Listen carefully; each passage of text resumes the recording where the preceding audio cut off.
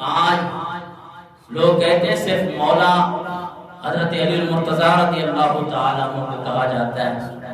ہم تو کہتے ہیں کہ میرے آقا کے جتنے بھی یار ہیں، میرے آقا کے جتنے بھی صحابہ ہیں، سب کے سب مولا ہی کہا مولانا صاحب قرآن کی کوئی آیت اور جناب والا کوئی حدیث، میں نے کہا حدیث کی بات بعد میں کرنی ہے، آؤ میں آپ کے سامنے خالق کائنات کا 28واں پارہ سورہ تحریم آیت نمبر 4 پڑھنے لگا ہوں۔ آپ کو پتہ چل جائے گا کہ میرے آقا کے سارے صحابہ مولا ہیں۔ خالق کائنات نے ارشاد فرمایا فَإِنَّ اللَّهَ هُوَ مَوْلَاهُ وَجِبْرِيلُ وَصَالِحُ الْمُؤْمِنِينَ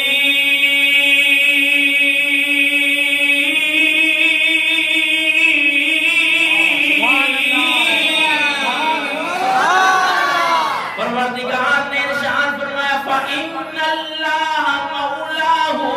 بے شک اللہ بھی تمہارا مولا، وجبریل، اور جبریل امین بھی تمہارے مولا۔ مولا لوگ اعتراض کرتے ہیں جناب والا ہم مولا صرف مولا علی مشکل کشا کو کہیں، پروردگار نے ارشاد فرمایا وصالح المؤمنین،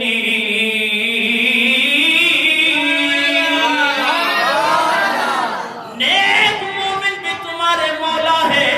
قرآن کی اس آیت مبارکہ نے بتا دیا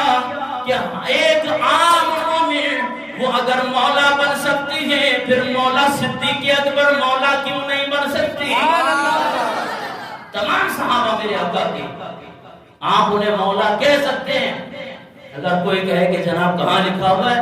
آپ سورہ تحریم کی آیت نمبر 4 سے بتا سکتے ہیں کہ بے شک خالق کائنات نے فرمایا میں بھی تمہارا مولا ہوں، جبریل بھی تمہارا مولا ہے، اور نیک مومن بھی تمہارے مولا ہے۔ ایک عام نیک مومن جب مولا بن سکتا ہے تو وہ صدیق مولا کیسے نہیں بن سکتے، حضرت عمر مولا کیسے نہیں بن سکتے، حضرت عثمان غنی مولا کیسے نہیں بن سکتے، مولا علی